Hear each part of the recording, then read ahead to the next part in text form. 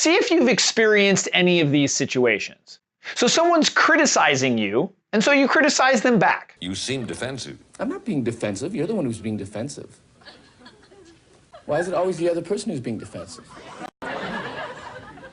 You ever asked yourself that? Why don't you ask yourself that? Or here's another. Someone's talking to you, and in the middle of them talking, you stop listening. Or even worse, you cross your arms. Or someone tells you that they don't like something that you did or said, so you justify your behavior. Or you explain why you said what you said. If any of these situations sound familiar, you're probably being defensive. We all do it, we just have different levels of how much we do it or how often. But it's not helping us. So in this video, we're reviewing why we get defensive and then how we can stop it.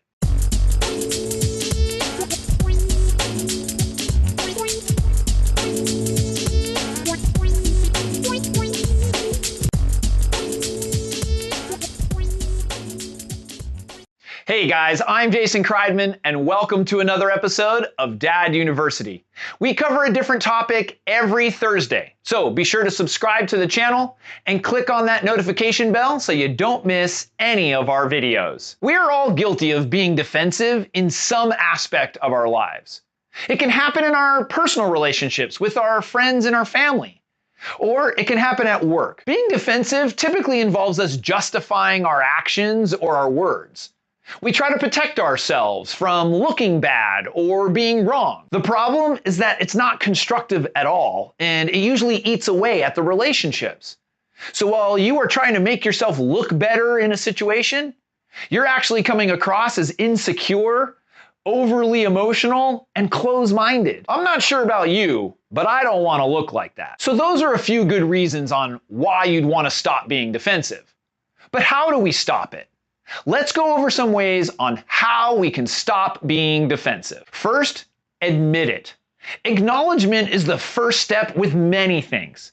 But if you can admit it, you are on the road to stop being defensive. Number two, notice the feelings coming on. Do you begin to feel a different way? I notice for myself, my heart rate goes up, maybe my voice gets a little louder, so I can feel my defenses coming up.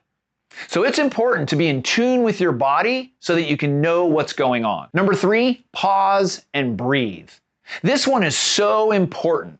Our gut reaction is typically to respond quickly and often aggressively. If we can pause and breathe, it gives us a chance to step back and assess the situation. After you feel those triggers, pause and breathe.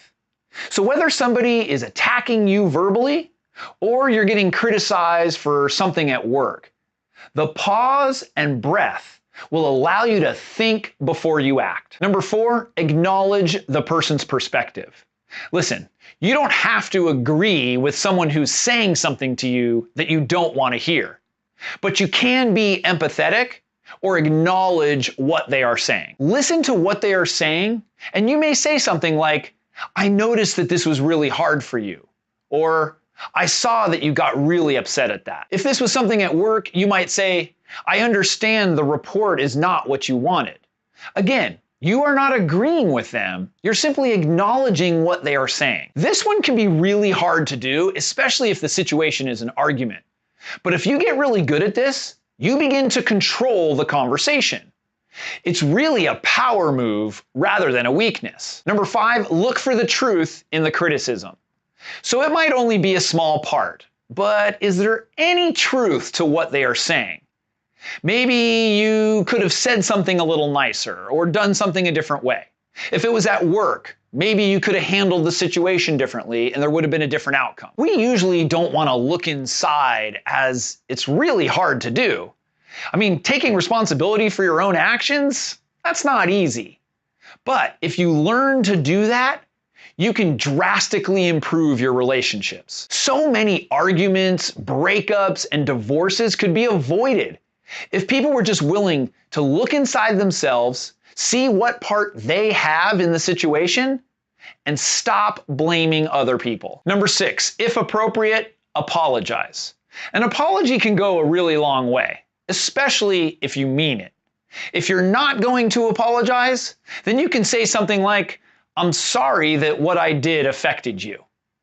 It's not a real apology, but for many, it's better than nothing.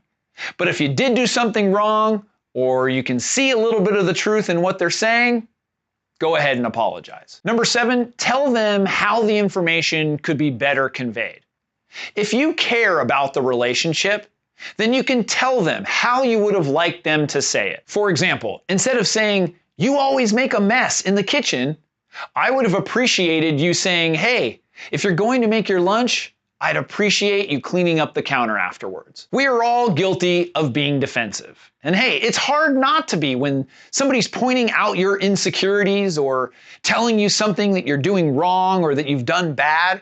It's not easy. But if you can remember these tips, you can come out on top. I'd love to hear from you. What's something that you are defensive about? Let's get it out, get rid of it. Leave your feedback in the comment section below. Be sure to give this episode a thumbs up, subscribe to the channel, click on that notification bell, and share this video on social media. We thank you for watching, and we'll see you next week.